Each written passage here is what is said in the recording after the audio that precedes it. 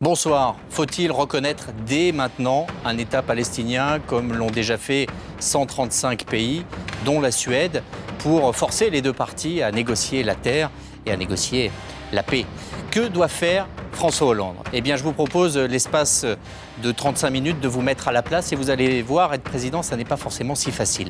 Pour vous aider, j'ai réuni autour de cette table une cellule de crise avec un diplomate, un militaire, une conseillère politique et en communication et puis un intellectuel de la société civile parce que sur cette question, la moindre mauvaise décision peut créer un tremblement de terre. Cette décision, vous pourrez la prendre sur le site itélé.fr en votant, en suivant aussi avec le hashtag « Vous Président ». Installez-vous, vous êtes président et dans un peu moins de 40 minutes, eh bien, il faudra trancher.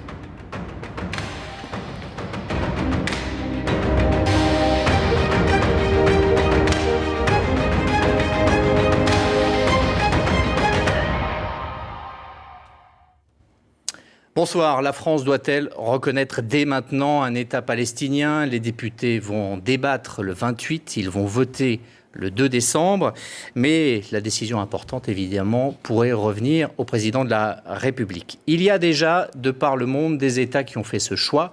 Ils sont au nombre de 135 et vous allez les voir sur cette carte, tous ces États affichés en jaune qui ont décidé de voter.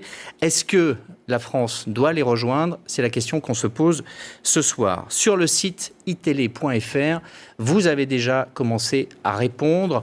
Une majorité favorable à cette reconnaissance. Nous allons nous plonger dans ce débat. Vous pouvez continuer à voter. Vous avez déjà été 20 000, je le précise, parce que c'est un record. Jamais une question n'a autant mobilisé sur iTélé et ça n'est pas étonnant. Cette cellule de crise ce soir rassemble 4 spécialistes, un diplomate évidemment, Yves Aubin de la Misuzière. Bonsoir, merci d'être là. Vous serez notre Sherpa, notre conseiller diplomatique. Vous avez été au Quai d'Orsay directeur de la région Afrique-Moyen-Orient et vous êtes ce qu'on appelle un arabisant du Quai d'Orsay, c'est-à-dire sans doute l'un des diplomates qui connaît le mieux cet Orient compliqué. Vous avez aussi, pour vous aider ce soir, un militaire à votre disposition, le général Christian Quesnot. Vous avez été chef d'état-major particulier, donc celui qui est collé au président de la République avec François Mitterrand et aussi avec Jacques Chirac. Et puis, vous avez eu l'occasion de fréquenter directement Yasser Arafat, que vous avez même tiré d'un mauvais pas au Liban. Patricia Chaplotte, bonsoir. Bonsoir. Vous êtes notre conseillère politique ce soir. Vous travaillez pour l'agence Albera, je ne me trompe pas. Conseil. Albera Conseil. Et vous allez nous dire comment réagit la société française à cette question épineuse. Ronnie Broman, vous êtes là parce que vous connaissez ce terrain, vous avez écrit beaucoup d'ouvrages à ce sujet, vous avez été patron de MSF, vous connaissez les logiques de guerre. Et comme vous continuez à réfléchir par vous-même, vous enseignez aussi à Sciences Po. On va rentrer dans le vif du sujet, mais comme c'est une question compliquée et qu'à chaque fois qu'on vous en parle, la réaction souvent c'est de dire « ça fait trop longtemps que ça dure, on ne s'y retrouve pas », rappel historique, de quoi la Palestine est-elle le nom? À l'origine, la Palestine est une région sous contrôle de l'Empire ottoman avant 1914, puis sous mandat britannique après la Première Guerre mondiale. Dans les mêmes temps, à Londres, une promesse est faite au leader du mouvement sioniste, Theodor Herzl, la création d'un foyer national juif en terre d'Israël, c'est-à-dire dans les territoires contrôlés par les Britanniques. Les premiers migrants arrivent d'Europe et des États-Unis, accompagnés par l'agence juive. Ils achètent des terres aux locaux et s'installent. La proportion de juifs en Palestine atteint 30% dans les années 30. En 1947, traumatisée par l'ampleur de la Shoah, la communauté internationale approuve un découpage de la Palestine afin de créer un État juif, Israël. L'État est proclamé le 14 mai 1948. Le refus des pays arabes est immédiat. L'Égypte, la Syrie et la Jordanie entrent en guerre contre Israël. À la fin du conflit, en 1949, Israël a ses frontières. Gaza passe sous contrôle égyptien, la Transjordanie sous contrôle jordanien. 700 000 Palestiniens sont contraints de fuir, mais l'idée d'un État palestinien n'est pas encore née. Il faudra la création du Fatah en 1959 par Yasser Arafat pour que les Palestiniens revendiquent un État à eux. Le combat va commencer. 1967, la guerre des 6 jours avec les pays arabes voisins entraîne un nouveau redécoupage. Vainqueur, Israël prend le contrôle de Gaza, de la Cisjordanie, de tout Jérusalem et aussi du Golan. La communauté internationale ne reconnaît pas cette annexion. La résolution 242 de l'ONU demande la restitution des territoires occupés. 2 ans plus tard, Yasser Arafat crée l'OLP. Chassés de Jordanie vers le Liban, puis vers la Tunisie, les leaders palestiniens contrôleront à distance la guerre et les soulèvements locaux. En 1987, c'est l'intifada, la guerre des pierres, premier soulèvement palestinien en Palestine. Yasser Arafat revendique un État palestinien sur la base des territoires occupés de Jérusalem-Est, selon le plan de partage de 1947. Il reconnaît l'existence de l'État d'Israël. 1993, c'est l'espoir, la signature des accords d'Oslo entre l'OLP et Israël. Des territoires autonomes palestiniens sont créés. On pense alors qu'il s'agit du premier pas vers un État. En 2000, début de la deuxième intifada, le Hamas étend son influence et remporte les élections législatives de 2006. Il contrôle depuis la bande de Gaza et ne reconnaît pas le droit d'Israël à exister. Mais en Cisjordanie, Mahmoud Abbas, président de l'autorité palestinienne, refuse le recours à la guerre et veut se battre sur le terrain du droit. En octobre 2011, la Palestine devient État membre de l'UNESCO. En 2012, elle accède au statut d'État observateur à l'ONU. Dans le monde aujourd'hui, 135 pays, dont la Suède, reconnaissent la Palestine comme un État. Monsieur le diplomate, où en est la France pour l'instant ? Bien, écoutez, il y a actuellement un débat, d'abord au niveau européen. Il était temps pour rappeler la centralité du dossier israélo-palestinien. Et il va y avoir le 28 une résolution qui sera adoptée par l'Assemblée nationale, probablement majoritaire, et qui suit un grand mouvement au sein de l'Union européenne, puisque la Suède vient de reconnaître, vous l'avez dit, l'État palestinien, et puis il y a un mouvement à la fois au sein de l'opinion publique et aussi des parlements européens. Mais et Laurie va nous remontrer la carte des pays qui ont reconnu l'État palestinien déjà, dont la Suède, en effet. Oui, et dont la Suède. Mais on sent qu'il y a débat au niveau de l'exécutif. Laurent Fabius, dans une récente déclaration, a dit il faudra bien, le moment venu, reconnaître l'État palestinien. Cela veut dire que peut-être le moment n'est pas encore tout à fait venu, mais il a dit que il faut privilégier les négociations, mais si les négociations n'aboutissent pas, alors à ce moment-là, la France prendra ses responsabilités, c'est-à-dire reconnaîtra l'État palestinien. Si on revient à des choses plus empiriques, qu'est-ce qu'on reconnaît ? Si on décide de reconnaître, si le président de la République dit « je reconnais », on fait comment déjà ? Comment ça se passe ? On commence par reconnaître l'État palestinien. Donc c'est dans une les frontières. Oui, c'est sous forme de déclaration. C'est un acte de souveraineté, très différent, disons, de l'admission de l'État palestinien dans les organisations internationales, notamment à l'ONU. D'accord. Et on va le reconnaître, l'État palestinien, dans ses frontières 1967, avec Jérusalem, capitale de deux États, donc Jérusalem-Est, capitale du futur État palestinien. On fixe déjà les frontières. On fixe les frontières. Pas définitivement, parce qu'on sait bien que les négociations... Et alors, le futur État palestinien sera amené à engager des négociations qui porteront sur la définition des frontières. Parce qu'il faut savoir aussi que pour Israël, elle n'a pas encore des frontières internationalement complètement définies. On va revoir ces frontières, puisque tout est là. L'enjeu, c'est de partager la terre, avec notamment cette ligne verte et le mur de séparation qui a été construit. Ça, c'est la frontière de Jérusalem. C'est aussi important de l'avoir sous les yeux. Vous avez en bleu ce que l'on appelle les implantations, les colonies israéliennes, c'est-à-dire ce qui a été construit par Israël après 1967 dans la partie est de Jérusalem, ce qui est normalement, dans l'esprit des Palestiniens, la partie qui va être réservée à leur capitale. Mon général, militairement, quelle est la logique dans laquelle se trouve Israël depuis 30 ans ? On grignote ? Oui, pour moi, Israël, c'est une théo-militaro-démocratie. Et donc, si vous voulez, le rôle des militaires en Israël est très important, puisque la plupart des chefs d'état-major finissent Premier ministre ou chef de l'État. Mais les relations entre l'armée et la société civile ne sont pas les mêmes exactement qu'en France. Elles sont beaucoup plus fusionnelles. L'armée, les guerres qui ont eu lieu, ça a été des guerres d'abord d'État à État. Et Israël a toujours gagné les guerres d'État à État. Et à chaque fois, Israël a accru son territoire. Les pays arabes qui sont battus contre Israël étaient très nombreux au début et au fur et à mesure du temps ont été de moins en moins nombreux, puisqu'ils savaient qu'ils allaient perdre.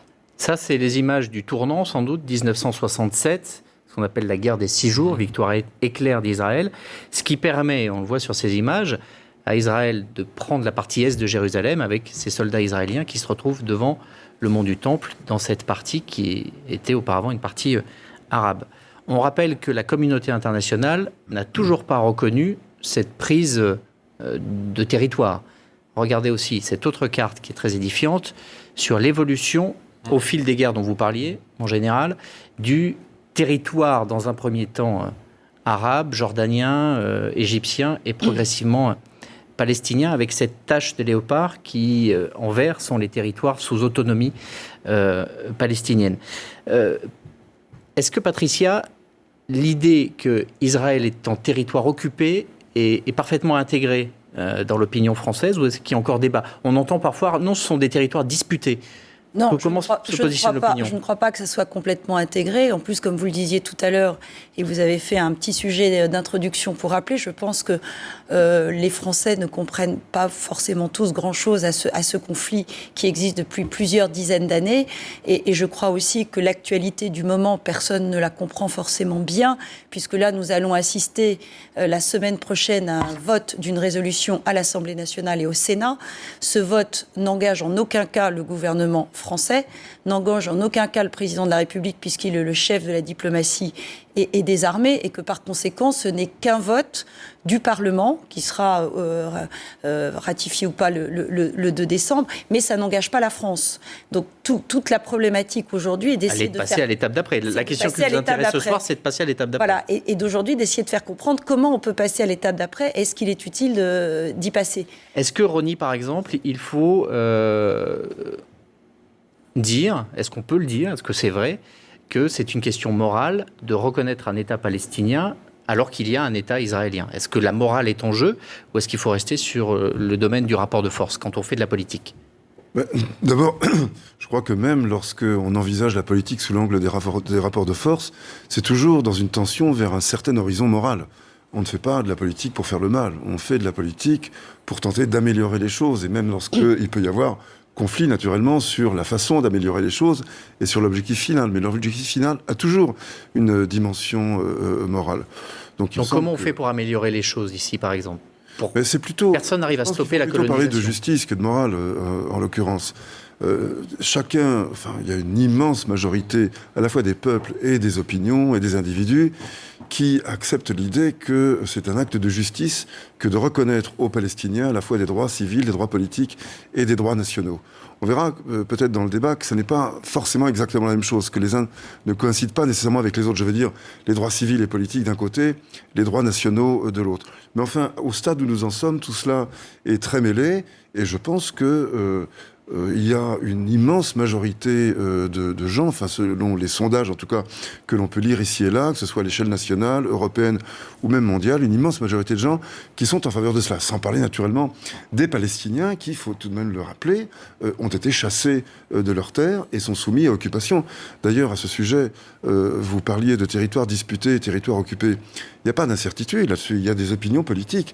Pour les Israéliens, la Cisjordanie fait partie des territoires dits disputés, mais pour le droit international et de façon objective, la Cisjordanie est un territoire occupé. Et c'est d'ailleurs l'un des enjeux de cette reconnaissance. À partir du moment où il y aura un État palestinien, il n'y aura plus de territoires disputés, il y aura des territoires occupés. Et ça inquiète beaucoup les dirigeants israéliens. On voit, Rony, en même temps que vous parlez, cette carte. Alors, en vert, c'est la ligne verte, c'est-à-dire la séparation entérinée par la communauté internationale en 1967, et puis en rouge, le mur de séparation qui a été construit par Israël, et vous voyez qu'il est nettement, sensiblement plus à droite, c'est-à-dire qu'il empiète sur des territoires de Cisjordanie. En un mot, est-ce que les Palestiniens ont un passeport, Yves? Non, enfin, non. ils ont... Ils peuvent voyager, ils peuvent bouger, non, ils peuvent sortir. Ils peuvent voyager, très souvent avec d'autres passeports, d'autres nationalités, mais il y a des formes de laisser-passer. Enfin, quand même Donc ils ont une forme de passeport, même si ce n'est pas le passeport de l'État palestinien. D'accord. Parce que ceci n'est pas reconnu par l'État d'Israël, et il y a une obligation de passer par les frontières israéliennes. D'accord. Un État, c'est une capitale aussi. Oui. C'est quoi la capitale de l'État palestinien? Comme le rappelait Rony Broman, la Cisjordanie et aussi Jérusalem sont considérés en droit international comme des territoires occupés. Et il y a... Jérusalem-Est. C'est Jérusalem-Est, bien entendu. Et donc ça doit être forcément Jérusalem. Ceci est dit D'ailleurs, il faut reconnaître que c'est l'ancien président de la République, Nicolas Sarkozy, qui était le premier à reconnaître Jérusalem capitale des deux États. Et ceci a été consolidé au niveau européen par une résolution sous présidence. Donc ça, c'est la position de la France. Alors, c'est la position de l'Europe et c'est la position aussi internationale. Même si les Américains, de manière, disons, explicite, ne s'expriment pas là-dessus, leur capitale, leur ambassade ne se trouve pas à Jérusalem. Il y a que deux États, c'est le Honduras et Nicaragua, je crois, qui ont installé leur ambassade à Jérusalem. Sans ça, les autres ambassades sont à Tel Aviv. Il y a quand même le problème du mont du Temple, de l'esplanade des mosquées. Ah oui. On va voir cette animation, c'est-à-dire qu'on est dans une ville où on ne partage pas simplement la terre. C'est une ville qui est 3 fois sainte, c'est-à-dire que voilà la vieille ville qui est grande comme la place de la Concorde à peu près. Vous avez le Saint-Sépulcre, donc le tombeau où le Christ est enterré avant résurrection. Juste à côté, on est à un jet de pierre. L'esplanade des mosquées avec la mosquée d'Al-Aqsa, qui est un lieu saint pour les musulmans, et puis les fondations du temple de Salomon et du deuxième temple qui a été détruit et qui est aujourd'hui le lieu de prière le plus saint pour les Juifs, qui est le lieu et le mur des lamentations. Ça se partage pas. Qui le gère ? C'est à Jérusalem-Est, c'est-à-dire que tous ces lieux vont être en Palestine ? Vous savez, en fait, il faut remonter aux accords de Camp David, même s'ils n'ont pas débouché de 2000, où, y compris le président Clinton, pouvait dessiner la carte de Jérusalem. Il y avait la Jérusalem arabe, la Jérusalem juive, et avec, ce qui était prévu, un statut particulier pour les lieux saints. Et c'est quoi ce statut particulier ? C'est un statut qui aurait eu un statut à caractère international, ce qui est d'ailleurs le statut actuel de Jérusalem. Difficile à comprendre parfois, c'est ce qu'on appelle le corpus separatum. On met des casques bleus. Voilà. Alors, non, il pourrait y avoir effectivement une autorité supérieure qui pourrait donc gérer les lieux saints. Mais gérer les lieux saints, chacun gère ses propres lieux saints, c'est-à-dire il y a le mur des lamentations et la mosquée d'Oba. Mais le problème, c'est de pouvoir permettre l'accessibilité de ces lieux saints, la mosquée d'Omar pour les musulmans et aussi donc le mur des lamentations, bien entendu, pour les juifs. Mais est-ce que c'est envisageable, ça C'est difficile. C'est difficile, mais c'est envisageable. Hein. Oui, d'un point de vue... On organise la souveraineté. Hein, après, si on se place du point de vue de la société israélienne, que vous connaissez bien, Ronnie, est-ce qu'ils peuvent se dire qu'ils vont aller prier en territoire palestinien ? C'est une partie de la société. Les Juifs ne sont pas censés aller prier sur le mont du Temple. Même d'un point de vue strictement religieux juif, les incertitudes, c'est difficile de rentrer dans le détail, mais par exemple, on ne sait pas exactement où sont les lieux les plus saints sur l'esplanade des mosquées, donc le risque est toujours de les piétiner. Et pour éviter ce risque, un certain nombre de grands rabbins, le grand rabbin séfarade d'Israël, a encore, il y a quelques jours de cela, redit qu'il n'était pas question pour les Juifs d'aller prier là-bas, d'un point de vue religieux, non pas d'un point de vue politique. Quant à ceux, par exemple le général Moshe Dayan, quand Jérusalem-Est a été conquis et que le drapeau israélien a été hissé sur la mosquée, Moshe Dayan a ordonné de le ramener instantanément, car c'était une provocation qu'il jugeait inacceptable vis-à-vis du monde arabe et du monde islamique. Donc l'idée qu'on puisse totalement sanctuariser, si j'ose dire, là, vraiment, l'expression ne pourrait pas être mieux utilisée, qu'on puisse sanctuariser ce lieu, à mon avis, ne représente pas un problème majeur en lui-même. On peut en parler. Seuls les extrémistes, les gens les plus durs, parmi, disons, dans le monde religieux juif là-bas, qui veulent construire un troisième temple, qui ont une visée apocalyptique, qui préparent la guerre finale, l'avènement du Messie, cela en effet. Enfin, c'est une poignée très dangereuse, mais tout de même une poignée. D'accord. Vous nous suivez depuis quelques minutes. La question qu'on se pose ce soir, c'est faut-il reconnaître maintenant un État palestinien ? Vous votez sur le site itélé.fr. Pour l'instant, vous êtes un peu plus de 60% à considérer qu'il faut reconnaître cet État palestinien. Vous êtes extrêmement nombreux à voter. Continuez, puisque ce soir, vous êtes le président.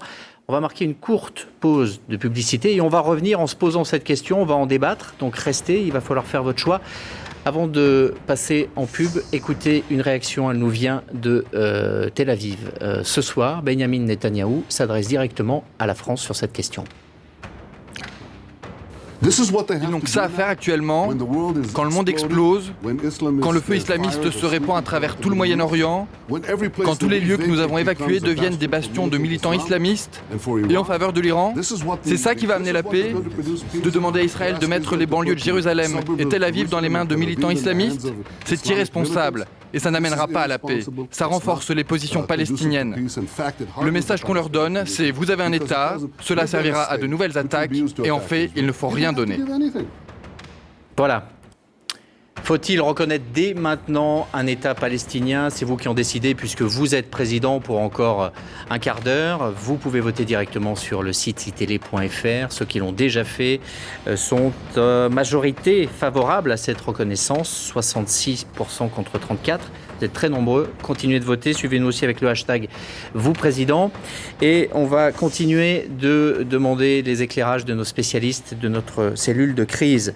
Tout d'abord, la réaction que pourrait avoir cette décision dans l'opinion française. Patricia, est-ce que ça va être pris, si cette décision est prise par le président de la République, comme un acte partisan, un acte clivant?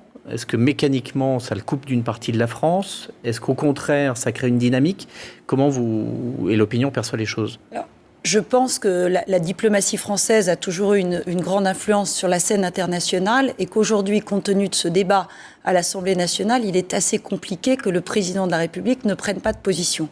Même si tout le monde s'accorde à dire que d'un côté, il faut reconnaître l'État palestinien, et le président de la République l'a dit dans ses engagements pendant la campagne présidentielle, donc il serait compliqué pour lui qu'il dise le contraire aujourd'hui. Pour autant, comme le dit Laurent Fabius, est-ce le bon moment? On ne sait pas. Donc aujourd'hui, moi, ce que je crois, c'est qu'il faut que le président prenne une position, ait le courage de prendre une position, explique que la reconnaissance d'un État palestinien, oui, mais avec des conditions. Il faut qu'il y ait des conditions, il faut que ça s'inscrive dans un processus de paix. Et je pense qu'aujourd'hui, la France aurait toute légitimité à prendre une position de leadership au niveau européen, puisqu'on voit que la Suède a voté, on voit que le Parlement britannique a voté, mais c'est comme en France, ça n'engage pas le gouvernement britannique. Donc je pense que François Hollande aurait tout intérêt, même si j'ai compris que Mme Merkel n'était pas complètement pour, aurait tout intérêt à porter un leadership européen face à cette décision. Pour être en pointe sur cette décision. Je pense que c'est important pour lui de prendre ce leadership compte tenu de la place de la diplomatie française sur la scène internationale. Écoutez ce qu'en pensent quelques députés qui vont être directement soumis à cette question la semaine prochaine. Je pense que la diplomatie française, la diplomatie européenne, la diplomatie mondiale doit demain trouver tous les éléments qui permettent, dans une situation qui apparaît totalement bloquée, de débloquer justement. Je pense que modestement, nous pouvons y contribuer au Parlement en faisant voter un texte pour la paix. On a eu un débat en réunion de groupe UMP hier matin. C'est pas notre ressort de trancher sur cette question.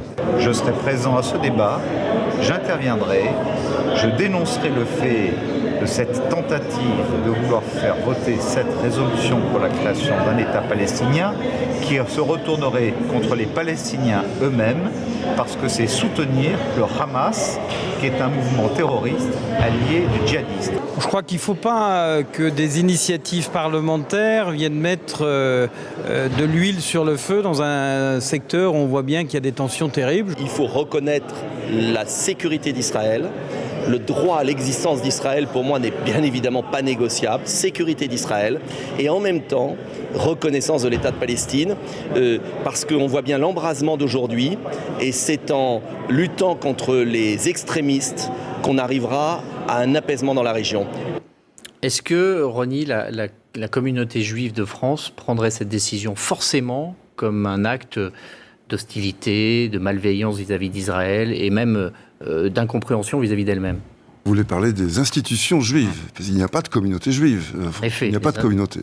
Donc il y a des institutions qui prétendent être représentatives, qui, dans les votes, dans les différents instruments de mesure que l'on peut avoir, représentent moins de 10% des juifs en France, mais qui prétendent par contre, représenter en quelque sorte les intérêts d'Israël. Et d'ailleurs, les intérêts des factions les plus extrémistes d'Israël. Et je signale d'ailleurs à ce sujet qu'un très mauvais pli a été pris depuis 25 ans. Ce mauvais pli s'appelle le banquet annuel, le dîner du CRIF annuel, devant lequel comparaissent, comme devant un tribunal, les 3/4 des ministres du gouvernement, tenus de se justifier, de ne pas coller exactement à la politique que voudra imposer le CRIF, laquelle est d'ailleurs la politique que cherche à imposer le Likoud, et même d'ailleurs les factions, les tendances les plus dures, les plus à droite du Likoud. Il faudrait s'en passer de ce dîner. Mais oui, écoutez, est-ce que pour prendre une décision concernant, je ne sais pas, l'Arabie Saoudite, l'Irak ou l'Algérie, on devrait demander à la communauté musulmane ou à la communauté arabe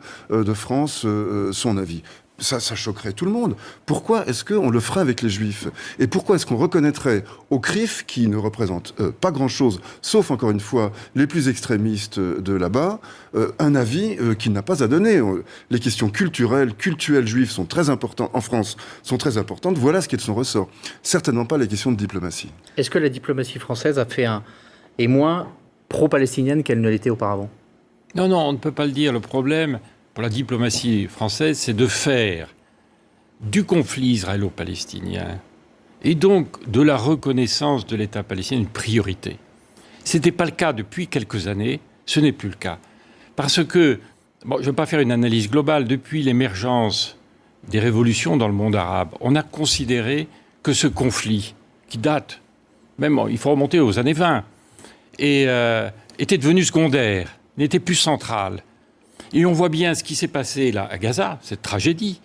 Et le débat actuel, ce qui est quand même très significatif, de nouveau un intérêt au sein de l'Europe et en France, mais qui vient des sociétés civiles, des opinions qui montent vers les parlements, et il faudrait que l'exécutif en tire les conséquences. Et comme vous le disiez, la tradition de la France a toujours été d'être précurseur, et c'était reconnu comme tel au sein de l'Union européenne. Bon, ça n'a pas été le cas puisque la Suède nous a précédés, mais moi j'ai la conviction qu'il n'y aura pas, même s'il y a un vote positif et qui ne sera pas très large de l'Assemblée nationale, je ne pense pas que le président de la République prendra une décision dans ce sens. Il devrait le faire. Alors il devrait le faire. Comme il l'a fait, regardez ce qui s'est passé à l'Assemblée, aux Nations Unies. Il y a eu hésitation de la part du président de la République pour aller vers l'admission de l'État de Palestine comme État observateur, non membre. Mais on a peur de quoi? Pourquoi on hésite? Et donc, comme le vote a été positif, 14 pays européens nous ont suivis. Si on devait aller vers la reconnaissance de l'État palestinien, il y aurait probablement une majorité de pays européens qui regardent la France parce qu'ils reconnaissent à la France ça serait une son rôle. conséquence positive. Ce serait effectivement un effet d'entraînement, parce comme le disait Patricia. On y viendra, le problème est de savoir quand, mais on y viendra dans les prochaines années. On a vu des images du dernier conflit à Gaza, notamment, qui ont ému beaucoup les opinions,